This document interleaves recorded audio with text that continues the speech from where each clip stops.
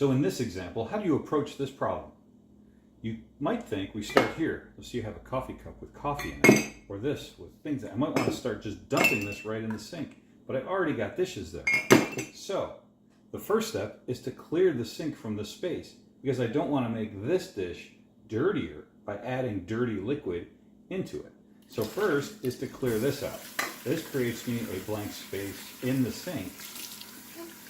And from here, I can now use this as my dirty side.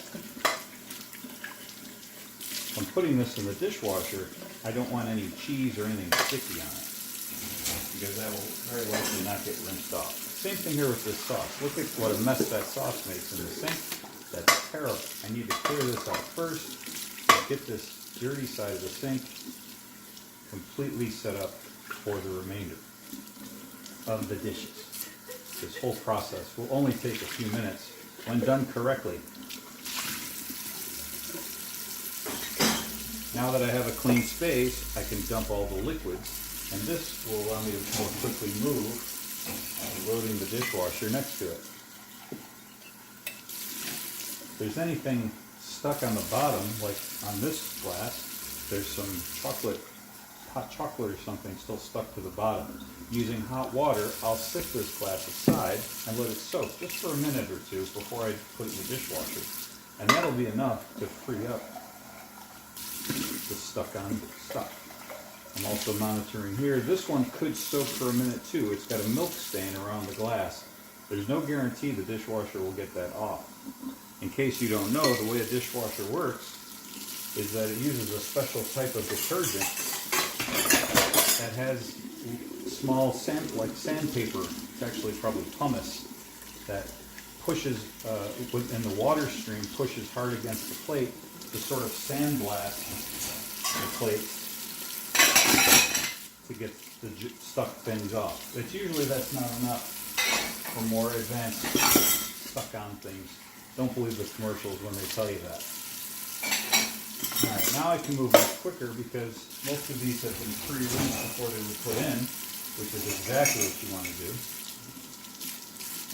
so that your dishes come out clean. Especially look out for forks, because food can get trapped in between the tines of a fork, and the dishwasher probably won't get those out. Always check your dishes when you're unloading them to make sure that no food is stuck in there. Many people will come and grab your silverware without looking at it first. But you should always look at your silverware when you take it out of the drawer to make sure it is actually clean. Same thing when you go to a restaurant.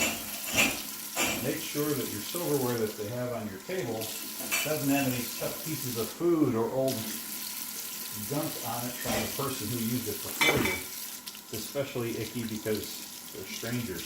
It's one thing to have the spit from, or the food from your family, but to have it from a restaurant with all kinds of strange people is even more gross. Here I'm just getting off these little bits of cheese. Notice I'm using my fingers. I don't need to use anything special here. Your fingers work fine and they will be completely clean once they're rinsed off. So don't be afraid of using your fingers to actually feel how clean something is. Some people might say, why do you bother doing this? Why not just clean it by hand if you're going to go through all this extra work? And I tell you, I don't have a good answer for that. Maybe I'm just lazy, or maybe I trust that the dishwasher provides an extra level of clean that I don't get from hand washing. I really don't know, especially because the dishwasher goes all around and around on the back. This is particularly nasty, cheese and stuck on whatever. I should have had this soaking already, but that's okay, I still have time. The water's nice and hot. Now these that were soaking, maybe they're a little better, I don't know. That milk came off a little bit, not as much as I would have liked. It's probably going to be okay. And there, you can see just a couple of moments, and all of that chocolate that wasn't coming out before is now coming out. Now for these items, see here's this spoon. It looks pretty gross, but really I only soaked it for a couple of seconds. And with a little bit of working at it with my thumb, I can scrape that cheese off there. That would never come off, probably never come off in the dishwasher. Now that's mostly off, and that's fine. And even here, with a few seconds soaking in hot water, this is already much easier, much less sticky than it was before. So I'm just working at the cheese that's stuck on there, the melted cheese. That's one of the worst things. Melted cheese will get fairly soft when it's soaked in water, and it'll come right off. It won't even require any special scrubbing or anything.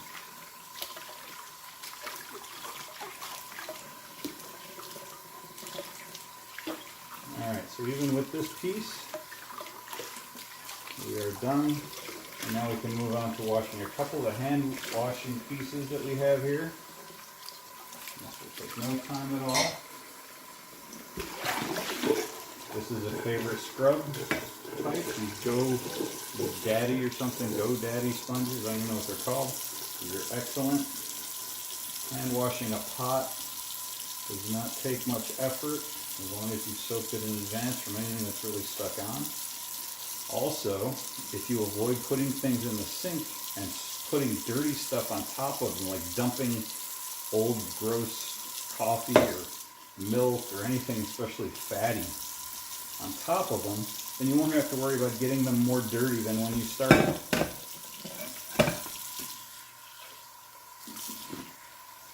And things should clean up very easily. It takes a little bit of effort, but it's very satisfying to see a clean kitchen sink when you're done.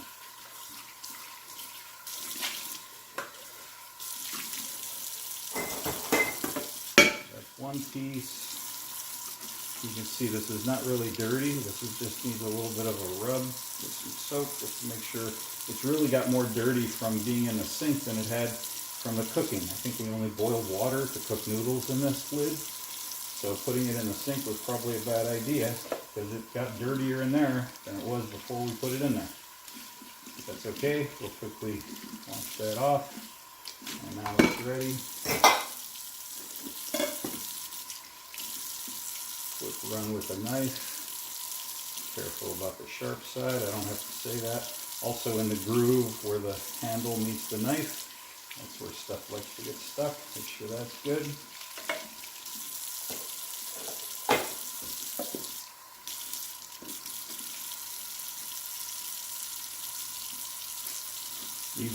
These were covered in gooky cheese. A little bit still there. Come off on the. If it gets on the scrubber, get it right off again. You don't want to keep scrubbing other things trying to get them clean when there's dirty stuff already in the scrubber. That doesn't make any sense at all. Keep your scrubber clean if you're going to use it to clean your dishes.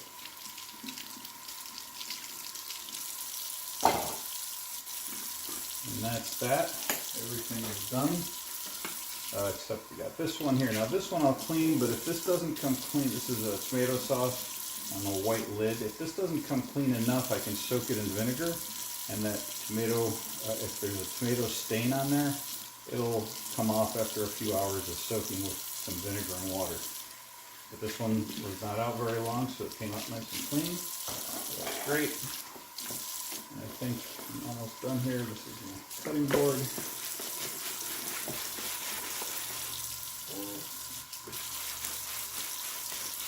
An investment in an automatic soaper, I think, is a great idea because it keeps you can always keep using both hands if you need more soap on something. I would clean this board better if it was a board used for raw meats. This one is just used for vegetables, so it's no big deal. Just a quick wash will be enough.